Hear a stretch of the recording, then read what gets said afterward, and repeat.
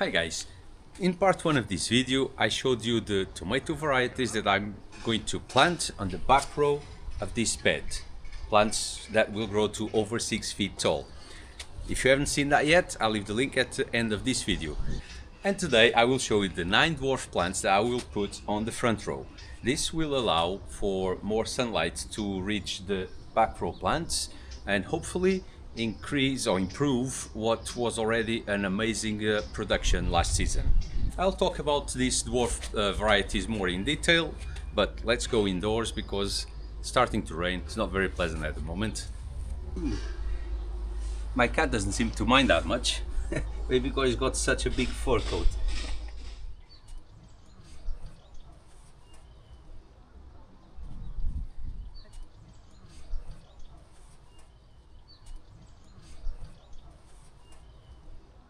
So, dwarf plants. I've grown some of these a few years back and I didn't have much success with them.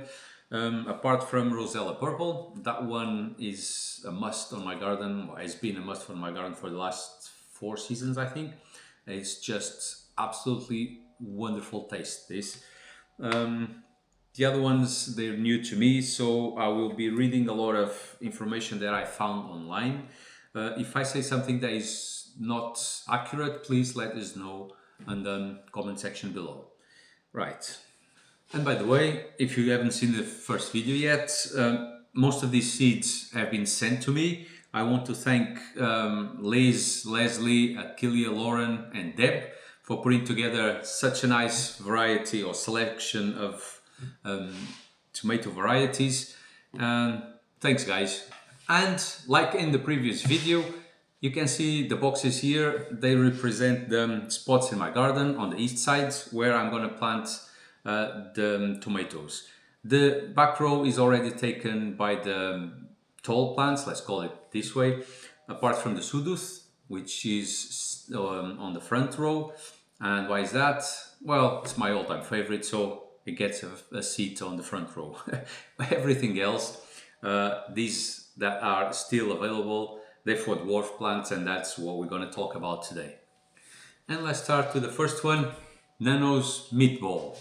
This is a very special variety. Why? Well, this was released early by the Secret Seeds cartel, and they usually only release the seeds after growing the tomato for 7 years in a row. But this apparently is so good, and that's such high demand for these seeds that they decided to release it with just 4 years of consecutive results. Of course, there's still the risk that the fruit will not be true to type, but then again, after reading all the reviews for taste and productivity on this variety, I have to try it. And thanks guys for releasing it anyway. Now, according to them, Nano's Meatball is the most productive dwarf plant they have ever grown. The size of the tomatoes for a dwarf plant is amazing. It produces brick red or chocolatey color fruits, solid meat, not mealy or soft, and has the taste of a purple. Sweet with a deep tomato taste at the end. Seriously, the best dwarf they have ever grown to date. Well, that's their words, so I'm gonna believe them. Okay, looks like we started with a 10 out of 10 tomato. Let's hope so. I hope this beats my Rosella Purple, which has absolutely amazing taste, but production is only so-so. Next, Wild Fred. This dwarf variety produces deep, dusky purple skin beefsteak style fruits that can weigh up to 8 ounces. The taste is rich, bold, and slightly smoky. I like smoky. With just enough sweetness to keep you coming back for more. The plant grows to 3 to 4 feet and it's very well behaved apparently, so perfect for containers. But then again, most dwarf plants are anyway.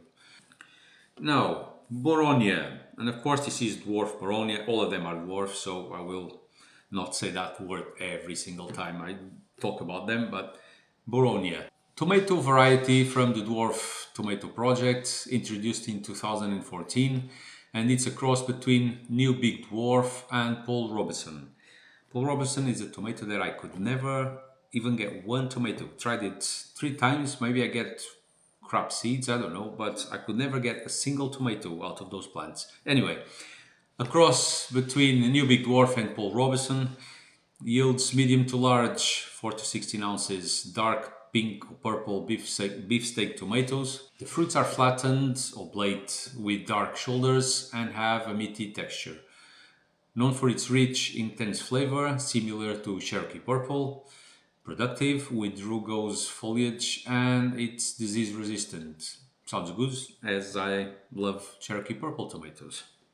Now, Dwarf Purple Rain. Purple Rain, not to be confused with Purple Rain. This one was developed by Bill Yoder and it's part of his Prince collection. Regular leaf plants that grow 3 to 4 feet, mid-size, around 10 ounces, heart-shaped, chocolate purple with dark green stripes. Very juicy and flavorful and a well-balanced tomato flavor. Okay, looking forward to that. Glorious Treat. A recent release in 2022 and developed within the Dwarf Tomato Project by Soren Linneman. Fruit 150 to 350 grams, round with heart-shaped tendency.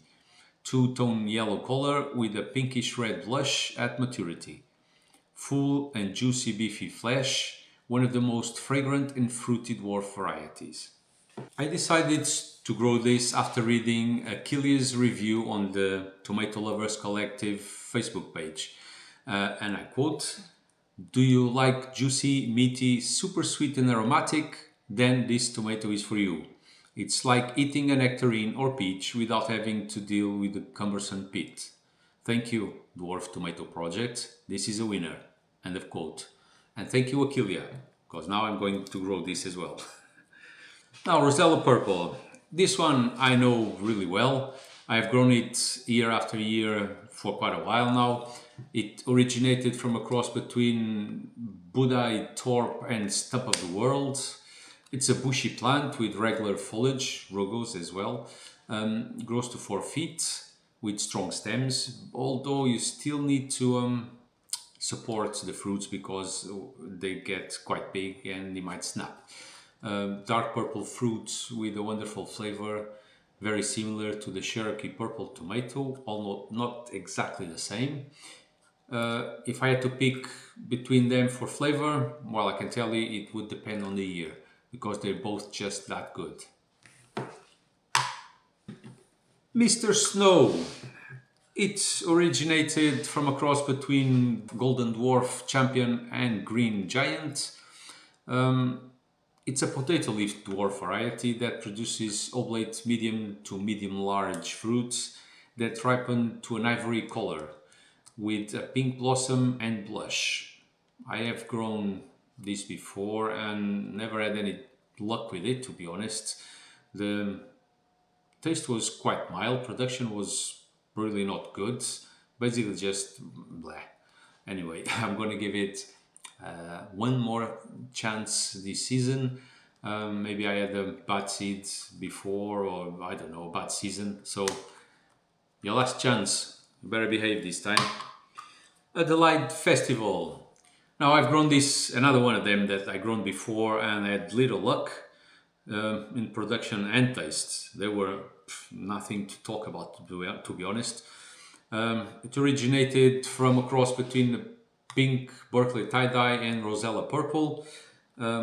It's a mid-season regular leaf variety yielding rich purple tomatoes with green vertical stripes that ripen to olive gold. Very juicy and tender with delicious, well-balanced flavor. Plants have sturdy stems, robust rugose foliage and reach 3 feet tall, requiring support due to the weight of the tomatoes. Well, let's hope so. Now, Moralinga. I tried this one last season. I couldn't even get a decent plant to grow, to be honest. Never even reached the blossom stage. I still have 4 seeds, so I hope at least one of them will give me a proper plant because this is supposed to be a good tomato. So Let's talk about it then. A cross between Wilpena and Cherokee Purple, it's a mid-season rugose regular leaf dwarf that produces prolific medium-large 6 to 10 ounces oblate-rich brown tomatoes with meaty purple to red interiors. Plants reach around 4 feet by the end of the season and it's taking due to weight of the fruit. Again, let's hope that's true because I didn't even get one tomato out of this. And that's it, guys. That's the last of the 26 tomatoes for 2026. Next time, I'll be talking about the 10 cherry tomato varieties that I've picked for 2026. If you don't want to miss that, subscribe to the channel and enable the notification bell somewhere in there. Also, if you got something useful out of this video, consider giving it a thumbs up and that will help the algorithm share this with more people. Thanks a lot and I'll see you soon.